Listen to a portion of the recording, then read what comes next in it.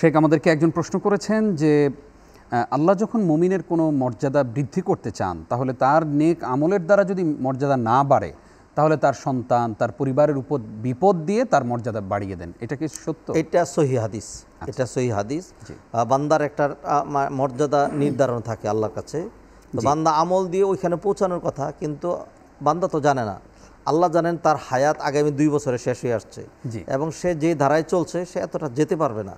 তখন আল্লাহ সুবহানাহু ওয়া তাআলা তার এটা কভারেজ দেওয়ার জন্য তাকে বিপদ আপদ বিভিন্ন রকম ইন্নাল্লাহা ইযা আহাব্বা কওমান ইবতালাহুম, আল্লাহ সুবহানাহু ওয়া তাআলা যাদেরকে পছন্দ করেন আল্লাহ সুবহানাহু ওয়া তাআলা বিপদ দেন তাদেরকে। বিপদ দিয়ে আল্লাহ সুবহানাহু ওয়া তাআলা বিপদের কারণে কি হয়, আল্লাহ সুবহানাহু ওয়া তাআলা বিপদের কারণে গুনাহ মাফ করেন, বিপদের কারণে মর্যাদা বৃদ্ধি করেন। ছোট্ট একটা উদাহরণ দিলে ক্লিয়ার হয়ে যাবে। ধরুন আপনারা নিশ্চয়ই ঘোড়া দৌড় অথবা উট দৌড় দেখে থাকবেন।